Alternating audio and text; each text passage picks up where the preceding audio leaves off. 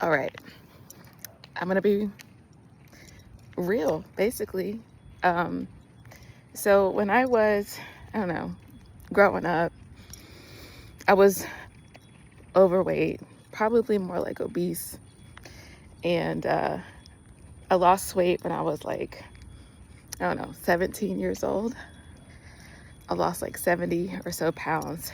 And after that weight loss, I had, a little bit of extra skin because my skin, had stretched. It just stretched because I was overweight. So anyway, I lost the weight, kept it off for, I don't know, I'm 45 now, so kept it off for a long time, maintained a healthy weight. And I will say at between 43 and 45, it has been really hard to maintain a healthy weight. You got to work harder. You got to change some things up. I'm going to say harder. You got to work smarter. You got to change some things up. Anyway, one of my friends asked me about apron belly, and I was like, what the heck is apron belly? So of course I looked it up. This is a new term, but it's the lower belly, kind of like underneath the belly button. And you have this little overhang, I guess, like an apron. So I have that. And mine is from weight loss. I've had 2 kids, so as your belly stretches, your skin stretches. So it also comes from pregnancy. And I think also as we get older, you lose collagen and that elasticity from the skin. You don't have as much elasticity in the skin. So it kind of hangs a little bit.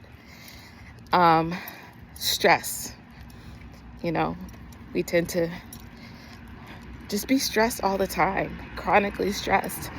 So she's like, well, what do I do to get rid of the apron belly? And I don't know, I kind of have like good news and bad news. Or just it is what it is news. So what I do to try to manage it as best as I can. Number one, I try to manage my stress. So right now, I just dropped off my kids.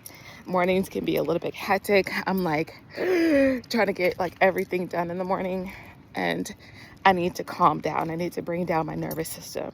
I work out in the morning. So morning just tends to be a time where your cortisol is just high because it's doing its job. It's getting you up. It's getting you going. But it's kind of like an overdrive for me. So I have to go on a walk to bring it down. I have to decompress. I got to do deep breathing and just calm my body down. That's one thing. Of course, nutrition plays a big role in it. What else? So as far as exercise goes, I try to mix it up so I'm not stressing my body out with hard exercise too much. So a couple of things that I do prioritize is moderate to heavy lifting. So that means if I'm lifting if I'm doing like 5 reps, I'm lifting like really heavy.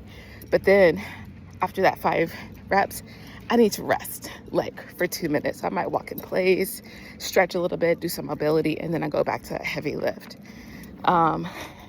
Moderate, it's like I'm doing 8 to 10, maybe 12 reps at a not as heavy weight, but I'm doing compound lifts. So I'm doing squats, I'm doing deadlifts, I'm doing bench press, I'm doing rows where I'm hinging from multiple joints. And then I do, some zone 2 cardio where we can talk about that later, but I do some moderate cardio for about 30 to 40 minutes, maybe once or twice a week. I walk a lot. So I'm outside walking. I'm doing my walk now, my longer walk. What else do I do? I do Pilates. Take my Pilates class, people. Please. that's going to target a lot of the lower belly area and try to strengthen those deep core pelvic muscles. Ladies, we need that. And then also I do total body workouts. So that means that, let's say I'm doing a plank, I'm adding a row. I'm trying to incorporate my core muscles as much as I can in all of my workouts. That's why those compound lifts are important, because they tend to also engage the core muscles.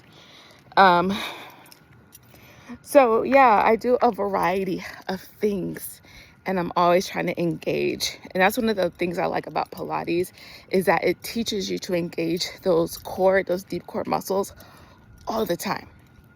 Okay, I don't want to be on here too long talking and stuff, but last thing, if it's really bothering you, there's also underwear. So you can even look up best underwear for Apron Belly. I mean, it's going to be underwear that's going to kind of add some compression, and it's going to go above your belly button, and it's going to flatten the area out a little bit. And then, there's surgery out there, so you can explore that. And I'm just being honest. I'm being real. I'm not going to paint a picture and say, hey, you do all of these exercises and it's going to go away. Possibly it might get flatter. It might get not as prominent, and that's great. Wonderful. But if it's bothering you, then, there's other things that we can try. Okay. I don't want to just give you false hope there. So anyway, y'all have a great day. Happy Friday. It's not as hot right now, so I'm gonna enjoy the rest of my walk before I get started with work. Y'all have a blessed day. Bye.